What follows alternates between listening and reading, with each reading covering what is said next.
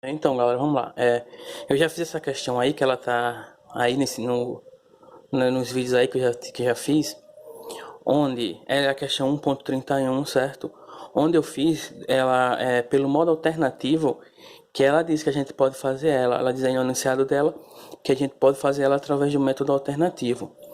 Só que, além desse método alternativo, a gente pode fazer também do modo como ele quer realmente que a gente faça esse exercício, porque ele está na parte que fala de vetores e soma vetorial. Então, como a gente já viu aqui, ó, nós temos esses três deslocamentos.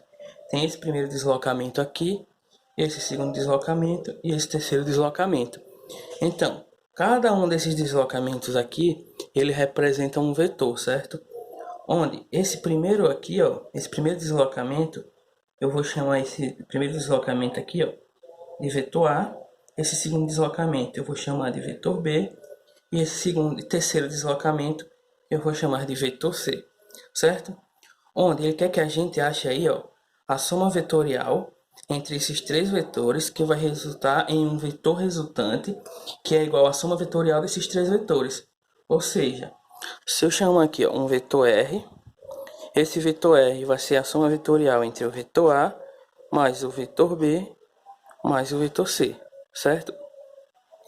Desse modo aqui que ele colocou aqui esses três deslocamentos, se a gente partir do método do polígono, que diz que a gente primeiro tem um vetor base, e nesse caso aqui é o vetor A, aí a gente tem ele aqui, ó, o vetor A, certo? Aí a gente agora pega o segundo vetor, que no caso seria aqui esse vetor B, onde a gente pega a origem do vetor B, coloca aqui na extremidade do vetor A, e a extremidade do vetor B aponta aqui. Aí o terceiro vetor, que é o vetor C, a gente coloca aí a origem desse vetor C na extremidade do vetor B, e a extremidade do vetor C aponta nessa direção, partindo aqui do método do polígono, certo? A gente tem esse seguinte esqueminha aqui, que é o esquema que ele já traz na questão.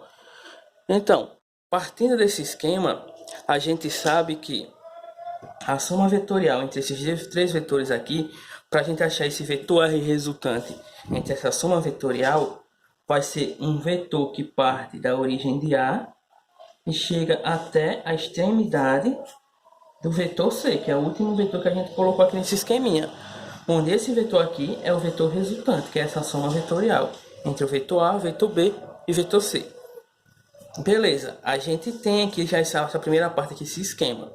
Aí outra coisa aqui que agora a gente tem que atentar, depois que a gente já encontrou aqui esse vetor R, é que para a gente encontrar o módulo desse vetor, a gente tem que encontrar, ó, esse ângulo aqui também, ó, certo? Onde, como a gente sabe, esse ângulo de 45 com esse ângulo aqui, eles são os ângulos que a gente chama de ângulos suplementares. Que o que são isso? Ângulo suplementar é aquele ângulo que quando eu somo eles dois, ele dá um ângulo de 180. Logo, 45 mais esse ângulo aqui tem que dar 180 graus. Logo, esse ângulo aqui, ele é 135 graus, certo? Esse ângulo entre o vetor C e o vetor B. Aí outra coisa que a gente tem que ver aqui também é que quando eu estava fazendo outros vídeos aí, eu disse que quando a gente estiver trabalhando no método do polígono, certo? Ou qualquer outro método, quando a gente tem mais de dois vetores, é sempre interessante a gente primeiro achar a resultante entre dois vetores e depois pegar essa resultante, certo? Fazer a soma vetorial da resultante entre esses dois vetores e o outro vetor que falta. Aí é exatamente isso que a gente vai fazer aqui, ó. Só que primeiro o que a gente vai fazer? A gente vai pegar aqui, ó, o vetor A e o vetor B, vai achar a resultante da soma vetorial entre o vetor A e o vetor B, certo? Onde essa soma vetorial entre o vetor B mais o vetor A, ele vai dar aqui, ó, um vetor que eu vou chamar de vetor D, certo? E desse modo aqui que ele está desenhado aqui, a gente vai ter que a resultante entre esses dois vetores, ela vai apontar, ó, nessa direção aqui, ó, que é um vetor que parte daqui da origem de A e chega na extremidade de B, que é esse vetor D aqui, que é o vetor resultante entre o vetor A e o vetor B, certo? Aí agora, olha, como a gente já achou aqui a resultante aqui entre a soma vetorial do vetor A e o vetor B, aí agora a gente vai trabalhar apenas com esse vetor D e esse vetor C aqui. Aí a soma vetorial desses dois vetores também desse vetor resultante aqui, R, certo? Só que agora o que acontece? Se vocês repararem, ó, a gente não tem esse ângulo aqui, ó. Só que a gente pode encontrar ele. Como é que a gente pode encontrar esse ângulo? Ó, vou chamar esse ângulo aqui de θ, certo? Esse ângulo θ. Aí agora a gente vai olhar para esse triângulo aqui, ó, formado pelo vetor A, vetor B e o vetor D. Para a gente achar esse ângulo aqui, a gente vai aplicar aqui nesse triângulo ABD, trigonometria básica. Como? A gente vai olhar esse ângulo aqui, pode ser pela tangente dele aqui, como a gente tem o cateto oposto e o cateto adjacente a esse ângulo. A gente vai ter que a tangente desse ângulo θ, para a gente achar que ângulo é esse, vai ser igual ao cateto oposto, que é 12,6, sobre o cateto adjacente, que é 4, certo? Então, esse ângulo θ aí, quando a gente terminar de fazer esse cálculo aqui, a gente vai encontrar que ele vai ser aproximadamente 33 graus, esse ângulo θ aqui, ó, certo? Pronto, esse ângulo aqui a gente já encontrou o valor dele, que é 33 graus. Agora a gente é capaz de encontrar o módulo desse vetor. O desse vetor R aqui, que é o vetor resultante dessa soma vetorial, certo? E como é que a gente faz para saber aqui, para encontrar aqui o módulo desse vetor R? Se a gente analisar aqui, ó, esse ângulo, esse triângulo aqui que a gente tem, esse triângulo D, C e R, a gente pode aplicar aqui nesse vetor a lei dos cossenos, onde a gente vai ter esse ângulo aqui, ó, certo? E se a gente aqui aplicar a lei dos cossenos aqui a esse ângulo aqui, a esse triângulo aqui, ó, esse triângulo D, C e R, se a gente aplicar aqui a lei dos cossenos para encontrar o módulo de R, a gente vai ter que o módulo de R ao quadrado vai ser igual ao módulo de D ao quadrado mais o módulo do vetor C ao quadrado, certo?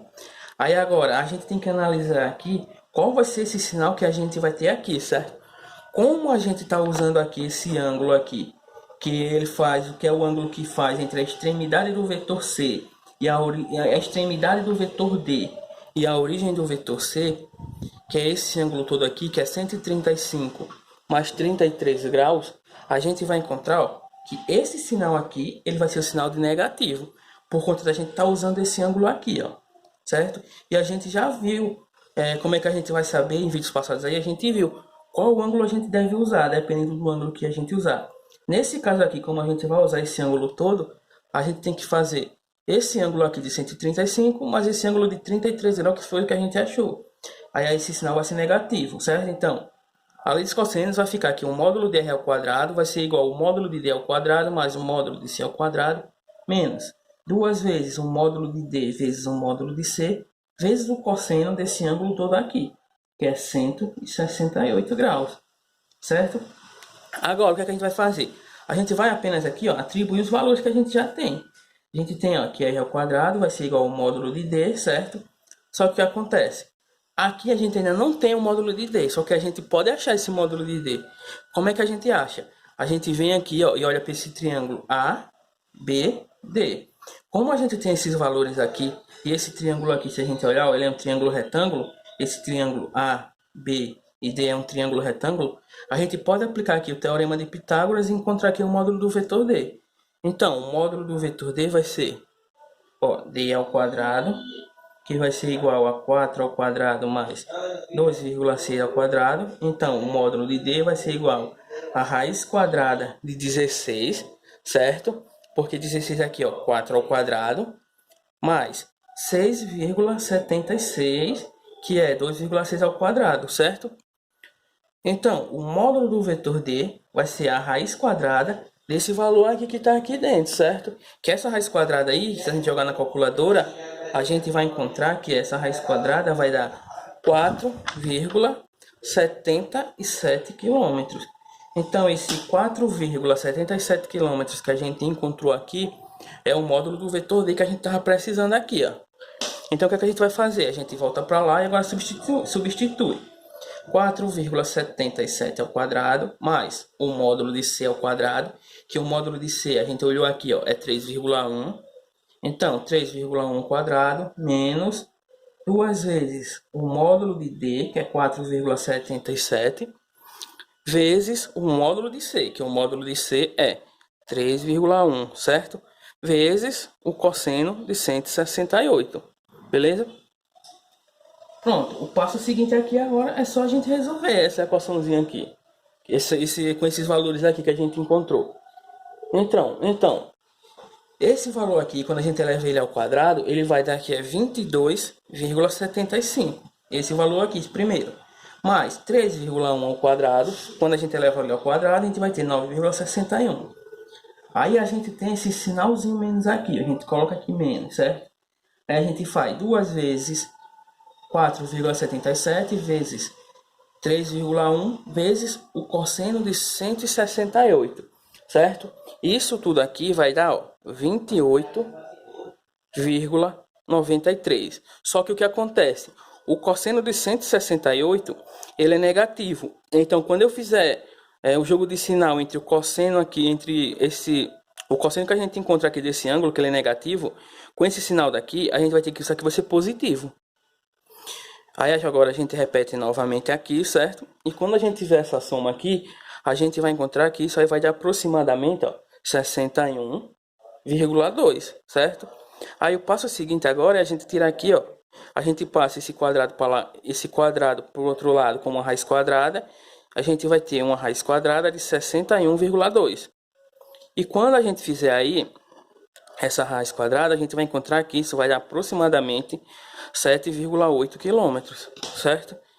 Então, a gente já encontrou aqui, a gente já encontrou o primeiro passo aqui, que é o que ele quer, o módulo do vetor, que é 7,8 quilômetros, certo? Que é esse módulo desse vetor R aqui. Pronto. O passo seguinte agora, a gente tem que pensar aqui o seguinte, a gente volta novamente aqui para esse esquema, que é para a gente achar a inclinação desse vetor aqui, certo? Ou seja, a direção dele e o sentido. Então, o que é que a gente vai fazer? A gente tem que pensar o seguinte aqui, Se eu pegar esse vetor, se eu pegar esse comprimento aqui, se eu traçar uma linha até aqui, certo? Daqui até aqui, aí eu vou ter esse retângulo aqui, né? Esse valor aqui, esse comprimento que eu tenho aqui, é 4 quilômetros. Por que 4 quilômetros? Porque esse comprimento aqui é esse mesmo comprimento aqui, certo? Só que o que é que acontece? Se eu pegar e fizer aqui um tracejado aqui, até aqui embaixo, certo? Eu não tenho esse pedacinho aqui, que eu vou chamar ele de X, certo? Que esse X, ele é exatamente esse pedacinho aqui, certo? E esse pedacinho eu posso achar. Como? Eu olhando aqui para esse triângulo aqui que foi formado entre C e entre esse X aqui, que é esse mesmo X aqui, eu posso aplicar aqui trigonometria básica. Aí como é que eu faço? Vamos lá. Eu tenho que... Deixa eu pegar a caneta. Eu tenho que... O seno de 45 graus, que é esse aqui, vai ser igual ao cateto oposto, certo? Que é esse cateto aqui, Cateto oposto aqui desse triângulo aqui, vai ser igual a esse triângulo. Que esse cateto aí eu vou chamar ele de Y, certo? Que esse cateto aqui eu vou chamar de Y, então... A seno de 45 graus, certo? Vai ser o cateto oposto, que é Y, sobre a hipotenusa que a gente tem aqui, que é 3,1, certo? Então, o que é que a gente faz agora? A gente dá um jeito aqui de isolar Y, então Y vai ser igual a 3,1 vezes o seno de 45 graus, certo? Para X aqui, a gente vai fazer a mesma coisa, só que agora vai ser, que o cosseno de 45 graus vai ser igual ao cateto adjacente, que é x, sobre a hipotenusa, que é 3,1. Então, se a gente isolar x, a gente vai ter 3,1 vezes o cosseno de 45 graus. Aí, para a gente encontrar y, a gente tem 3,1 vezes o seno de 45. Que o seno de 45 é raiz de 2 sobre 2. Que quando a gente fizer esse cálculo aqui, a gente vai encontrar 2,19 quilômetros, que é essa distância aqui, certo? Que a gente já encontrou esse outro valor aqui, Quando a gente fizer esse cálculo aqui agora para achar esse comprimento aqui que a gente tem, que é esse comprimento aqui que a gente precisa, a gente vai ver que isso aqui também vai dar 2,19 km, porque tanto o seno como o cosseno de 45, ele tem o mesmo valor. Então aqui também dá 2,19, certo? Então eu já sei que esse x aqui, ó, ele é igual a 2,19 km.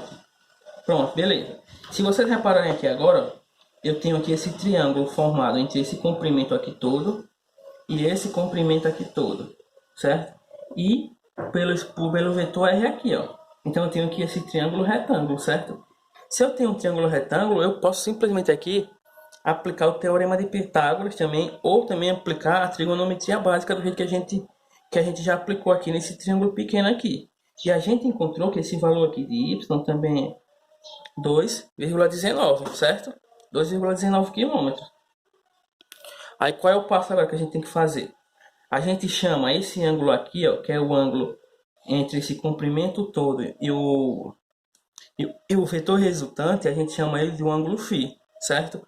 Como a gente quer encontrar a inclinação aqui desse vetor resultante aqui, a gente chama esse ângulo aqui de ângulo φ.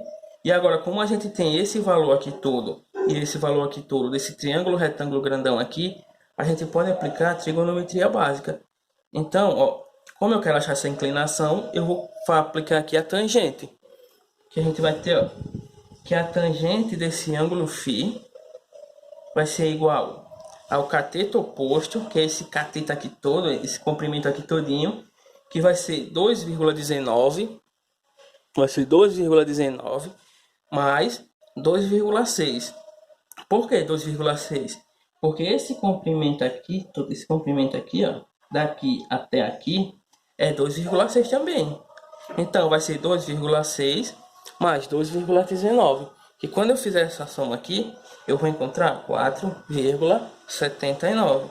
Certo? Então a tangente desse ângulo φ vai ser o cateto oposto, que é a soma desse aqui mais esse, sobre o cateto adjacente, que é esse comprimento total aqui, que vai ser a soma de 4 km mais 2,19, que dá 6,19, certo? Então, vamos lá. A tangente desse ângulo φ aqui, certo? Ela vai ser aproximadamente 0,774. E quando a gente jogar aqui, fizer o arco tangente aqui desse ângulo φ, a gente vai encontrar que φ vai ser um ângulo de aproximadamente 38 graus, certo? Que é a inclinação do vetor resultante aqui, ó, que a gente encontrou, que é esse ângulo φ. Então, essa questão a gente pode resolver desse jeito aqui, que é o jeito que ele quer que a gente responda, ou a gente pode fazer do jeito alternativo, que foi a questão que eu já deixei aí, beleza? Então, aí no próximo vídeo agora que eu vou fazer de exercício, eu vou estar trazendo aqui um outro exercício, que é o exercício 1.33, também do CIAS, beleza? Então, aqui vocês têm dois modos para fazer a questão 1.31, e por hoje aqui é só, valeu!